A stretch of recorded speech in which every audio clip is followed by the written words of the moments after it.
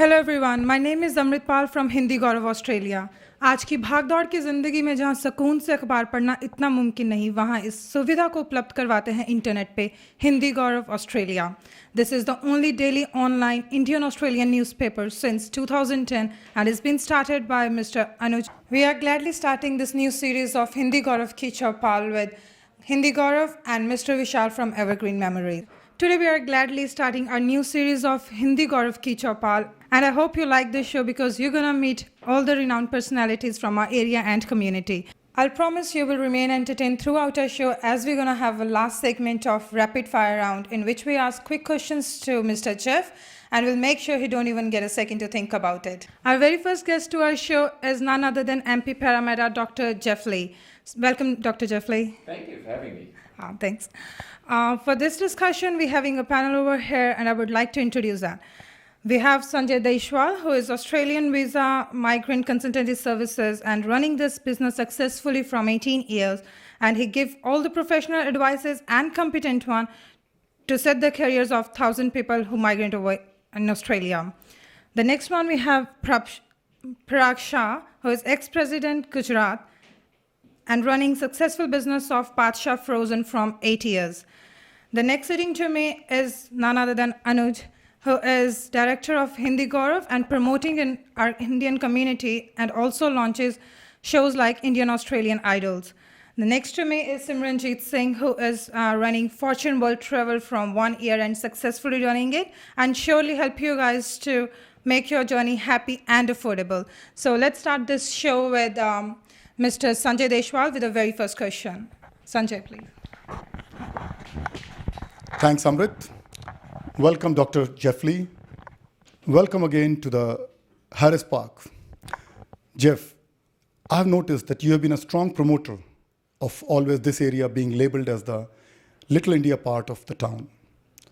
You have been vocal enough, and let me thank you again before that you were very instrumental in speaking up openly that Section 18C should be left the way it is, and I think so your views were much better followed up. Now, can you please tell us, for the benefit of the panel and our Indian subcontinent community, that what are the impediments you're facing, that why this Harris Park is not known as the Little India, otherwise it could be such a big boost for tourism over here. Thank you, Sanjay, and thank you for recognising that I did stand up in Parliament, in the New South Wales Parliament, in my opposition to changes to 18C, and it was great when Tony Abbott took it on himself to keep it the same. Now, I think what a wonderful place Harris Park is for Indian food, fashion and retailing, and should be known as Little India. I think really what the community has to get together and tell its council, Parramatta Council, that it does want to promote itself as the Little India. And I think the fantastic thing about that would be, just like Norton Street is Italian, just like Cabramatta is Vietnamese, we could bring in lots of tourists, not just in the Parramatta area, but right throughout Sydney to come and enjoy what Little India has to offer. I mean, we have the largest collection of restaurants and retailing anywhere in Sydney or even in Australia, right here in Harris Park. Thanks, Jeff. That brings mind another question, like, of late you would have noticed migrants always used to, more than equally, I would say, migrants used to bat in for labor. But of late, especially with people like you, so much popular with the Indian community, like Minister Victor Dominello, like Matt Keane, like David Elliott, you people have been very vocal, very openly supporting the Indian community functions, and you've been regular to the Indian dignitaries and Indian functions. Now, what brings to my mind is that we have never seen anyone from subcontinent community getting a ticket for any of these MLAs or these MP positions. Whenever we see a ticket being given is to a dead seat, like which is already a foregone conclusion.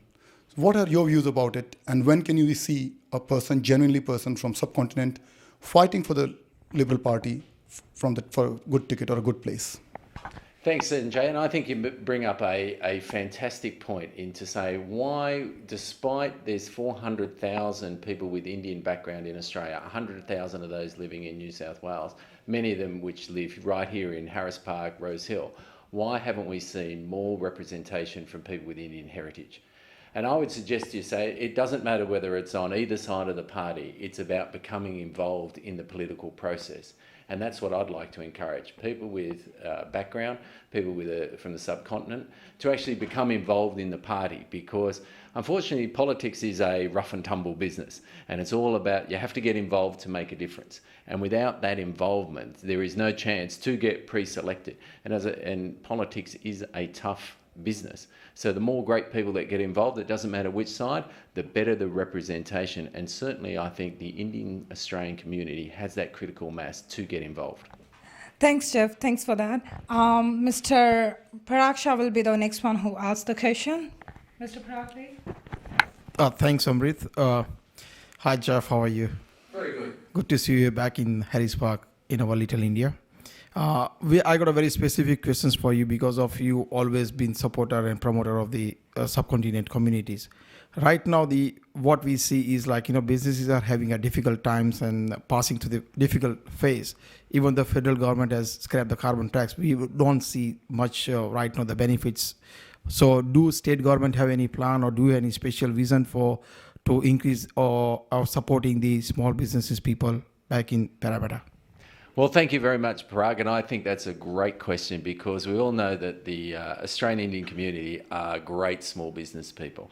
Now, I think the role of the government can do a couple of things. The first thing is about reduction of red tape, and it's about trying to allow businesses to grow by themselves without the dead arm of government on them.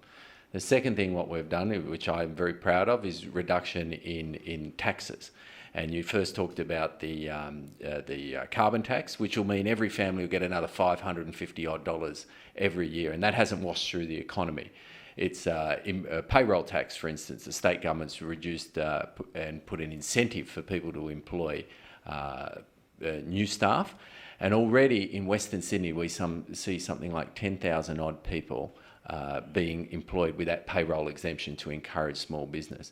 But I think the most important thing about being in government is to encourage businesses by letting them get on with their own business, removing that red tape, giving them incentives in payroll, make businesses prosper so that they can employ more people so that we can stimulate demand. And a classic case of that is the housing industry, which is a driver of the state's economy.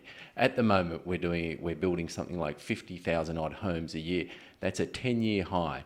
That drives the whole economy, and that allows us to spend record spending on infrastructure for the whole of Western Sydney to make people's lives even better. Thank you, Jeff. Great to have your views on this one, and you're the driver for business communities as a supporter, and we are very happy to listen and watching your views.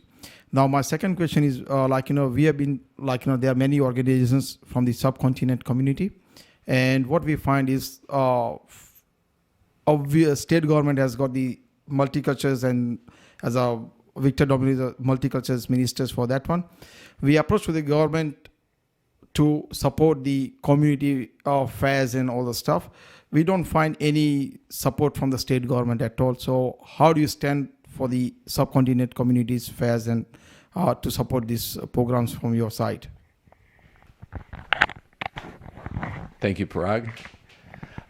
You bring up a good point in terms of funding of community events, whether they're sporting events, whether they're cultural events, whether they're dance, whether they're educational events.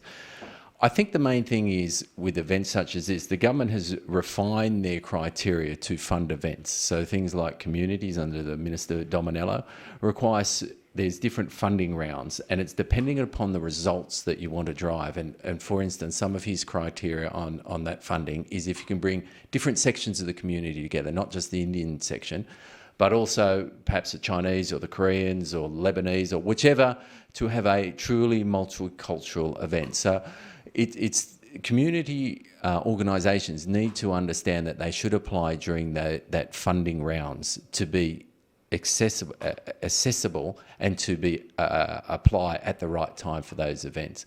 The second type of funding is event funding. Now, Destination New South Wales has also funding rounds, and their drivers have slightly changed in the new government in terms of increasing visitation, especially interstate and international visitation.